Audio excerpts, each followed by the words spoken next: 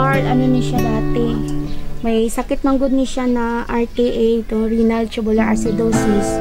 Tapos may ano ni siya, diferensya sa bones, blood of kidney. Then na-disgrasya ni siya sa ano, sa bike, kaya nakalakat ni siya dati, pero gaigod gid ni siya. Kamot lang yung ginagamit na maglakat. Tapos pagka kuan, ipa-check up na mo sa doktor, mula ganyan nabali niyang tuon na tiil, nag-simentuhan, na naglisod lagi mi.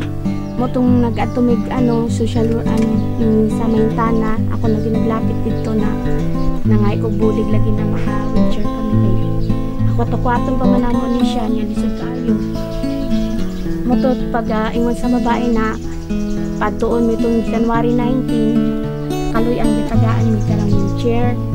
Dako kay natabang sa wheelchair kay mapainitan na namo siya sa gawas, nasuroy na namo siya. Tapos muraglipay po siya kayo ba na siya wheelchair. Hindi siya mabagot rin lang sa balay.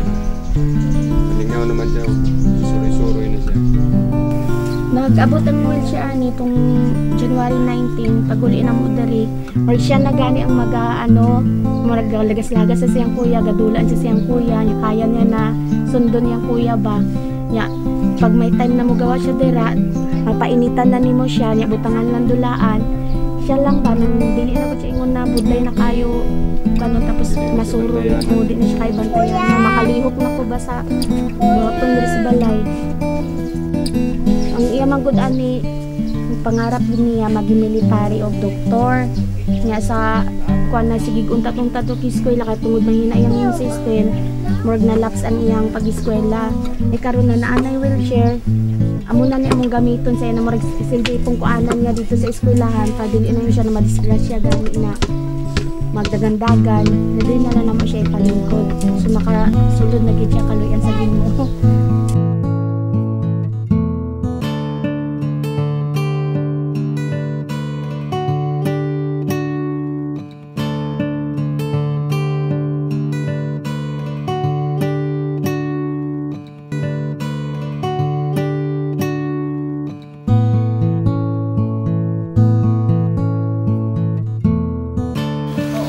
Nagilagnat ko og 1 month tapos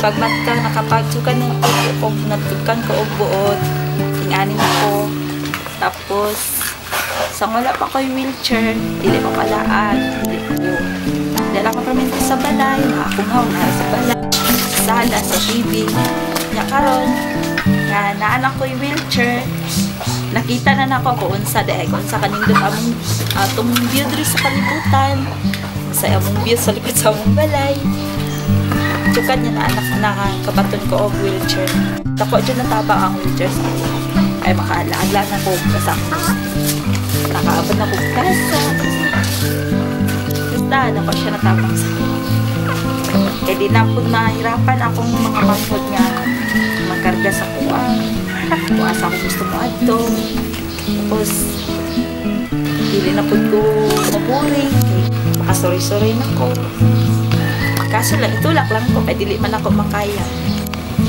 siya mo ako dyan siya natabang sa ko nagidad ko 24 wala dyan makaano agi yung nakapalit yung wheelchair kay Popri Rami.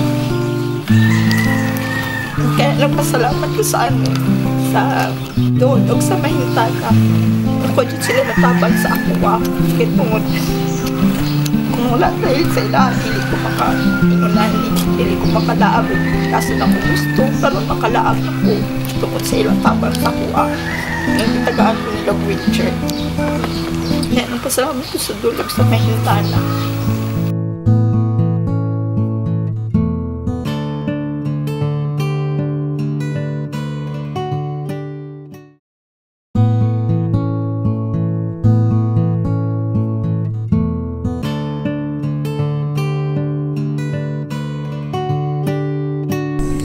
Inyabi si Ferlin Ann, bago siya nag-amusini, o gina-stroller pa siya, ginakon siya sa stroller, tapos sa stroller siya ginapakaon.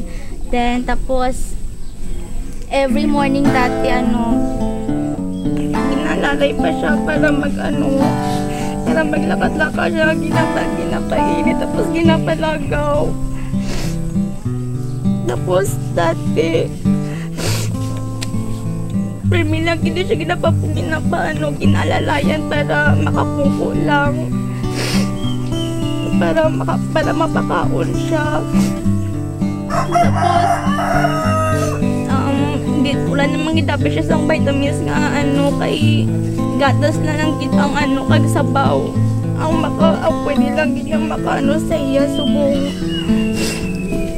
Pero subong nga na siya nga nag-abot ng wheelchair. Nagpasalamat kami kay makagwa-gwa na siya, hindi na kami ayawan kakwat sa iya. Kung wala ning wheelchair abi dili ni siya kagawas. Kagawas lang ni siya kung magpaligo. Pag umanligo, sulod na lang siya sa balay kay mahigda. Pero kung naay wheelchair, kung mga uman sa baligo, pwede na mo siya initan. Antod mga 3 oras. Hindi suroy-suroy. Salamat po nga nag-sponsor nga dol sa wheelchair sa mga para nga mga disabled.